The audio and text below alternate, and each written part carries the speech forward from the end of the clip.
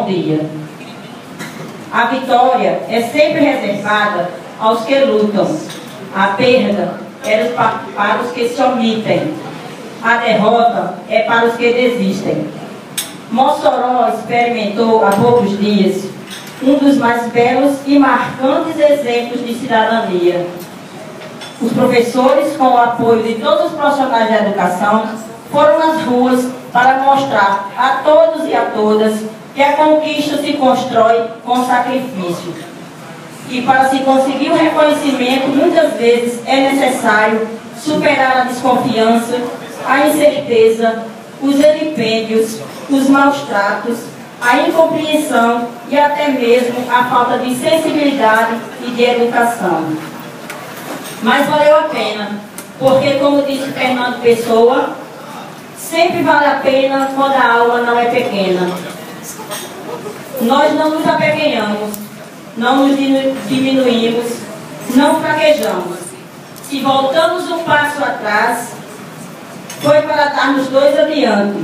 Se paramos em algum momento, foi para reservar forças para a caminhada mais longa. Da tempestade de ideias, da usina de pensamentos, do embate, do enfrentamento, saímos todos vitoriosos. Ganhamos nós, docentes, porque recuperamos o que temos de mais importante em nossa trajetória laboriosa, o nosso plano de cargos, carreira e remuneração. Ganhou a educação porque viu que seus operários não são seres autômatos, mas gente com capacidade intelectiva acima da média. Sensíveis homens e mulheres na compreensão e cumprimento dos seus deveres, mas firmes e combativos soldados na trincheira da defesa dos seus direitos. Ganharam os alunos porque viram seus professores exercerem na prática a lição mais importante que ministram diariamente, a de cidadania. Lição que defendem com unhas e dentes e da qual não abrem mão, apesar das vozes em contrário. Nós, professores, tínhamos um plano de carreira a preservar, a educação a zelar e a dignidade a resguardar. Conseguimos ter um plano preservado, a educação zelada e a dignidade resguardada. Mas deixamos incólumes nossos bens maiores. Esse discurso, senhoras e senhores, não é, ele está sendo, porque tem sido construído desde os primeiros momentos da greve, pois fizemos um manifesto com a mente para tocar o coração. Sabíamos que, a despeito das dificuldades, atingiríamos nosso desiderato. Porque somente os insensíveis não voltam atrás, repito, somente os insensíveis não voltam atrás.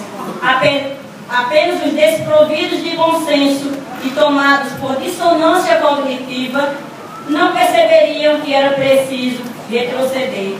Construímos todos, nós, professores, representantes da prefeitura e os parlamentares municipais, um exemplo de maturidade.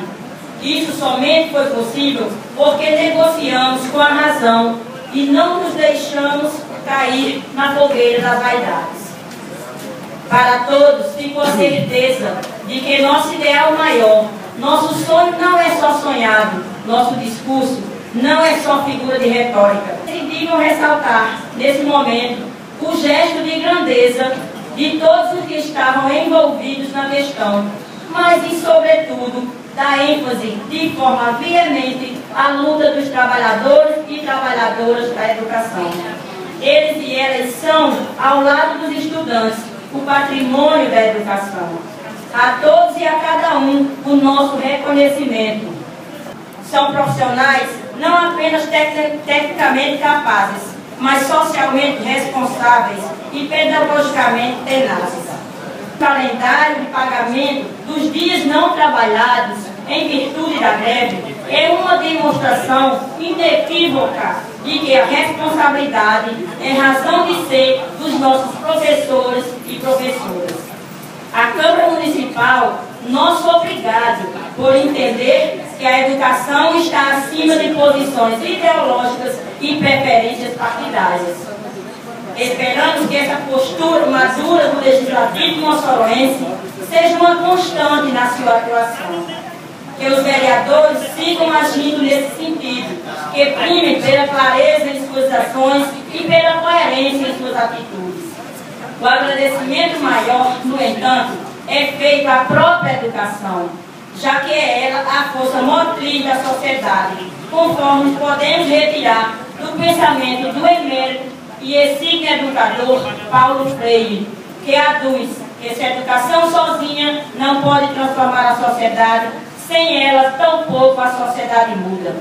Agradecemos também aos nossos alunos, valorosos seres em formação, mas completos em percepção crítica.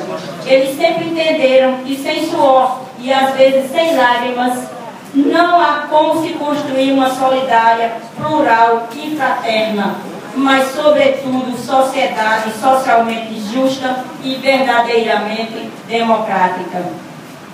Não poderíamos deixar de lembrar do apoio inconteste oferecido aos professores pelos demais profissionais da educação, do qual lembramos e pelo qual agradecemos efusivamente. A imprensa, nosso obrigado pela maneira imparcial que se conduziu na cobertura dos fatos. Também direcionamos um muito obrigado especialíssimo à população moçoroense, a todos aqueles que nos ajudaram, direta e indiretamente. A sociedade reforçou nossa luta quando entendeu nossos propósitos e foi além ao fazer ecoar nosso grito, empunhar nossa bandeira, multiplicar nossos atos de protesto e de conscientização. A luta nos faz grandes, fortes e revigorados. Por isso, os professores e professoras retomaram suas atividades letivas ainda mais animados. Apesar do resultado do movimento grevista não ter sido exatamente o que se esperava e de acordo com o que a lei determina. Mesmo com a paralisação, abril foi um mês produtivo, em que mostramos à sociedade que a importância tem sido dada à educação por nossos governantes. Para os docentes, foi momento para rever estratégias, ler ainda mais, refletir sobre o que fazem dentro e fora da sala de aula e que implicações isso tem no aprendizado dos nossos alunos. Assim, voltamos todos com as baterias recarregadas. Aliás, não é o ócio que recarrega a bateria, é o movimento, a força. Ainda mais entusiasmados, com novas expectativas e um mundo de disposição para trabalhar. Porque profissional da educação tem que fazer a parte dele e trabalhar um pouco mais para suprir a lacuna que os gestores deixam algumas vezes. Continuamos vigilantes na defesa do cumprimento da Lei 11.738 de 2008, que institui o piso profissional nacional do magistério e pela aplicação de 10% do produto interno bruto na educação, conforme estabelece o Plano Nacional de Educação. Mesmo fazendo os enfrentamentos diários, sabemos que é preciso fazer ainda mais pela educação, pois se é verdade que precisamos avançar, também é verdade que o investimento e a atenção dados ao ensino público no Brasil não estão no mesmo grau da sua escala de importância. Há quem entenda que esse desprezo advém do fato de que ninguém morre por falta de educação. Essa assertiva, no entanto, precisa ser melhor analisada. Talvez não ocorra a morte orgânica, o falecimento das células, mas a morte intelectual é latente. São 33 milhões de analfabetos funcionais que existem no Brasil. Gente que está à margem de tudo e de todos. E que morrem de inanição ou passam a engrossar as fileiras do banditismo. Só para ilustrar, analfabetos ganham de 30% a 42% menos de quem sabe ler. Os nossos governantes, invariavelmente, sempre pensaram ou quiseram fazer parecer que a educação fosse algo menor. A realidade mostrou tudo diferente. O analfabetismo, senhoras e senhores, é um mal a ser combatido. O analfabetismo dá prejuízo de 28,4 bilhões ao Brasil, segundo apontam estudos de organismos internacionais. Talvez a partir de agora, nossos gestores abram o olho para essa importante necessidade. Talvez os nossos governantes não deem à educação o devido valor, porque é através dela que nós, profissionais da educação, lutamos diuturnamente para que não proliferem entre nós o analfabeto político. Aquele que no dizer libertou do breche é tão burro que se orgulha e estufa o coito dizendo que odeia a política. Não sabe o imbecil que da sua ignorância política nasce a prostituta, o menor abandonado, o pior de todos os bandidos, que é o político, vigarista, pilantra, corrupto e lacaio das empresas nacionais e multinacionais. Saímos desse movimento maior do que quando entramos. Conseguimos evitar um grande estrago que seria feito à educação. Atentem para isso, senhoras e senhores. Conseguimos evitar um grande estrago que seria feito à educação.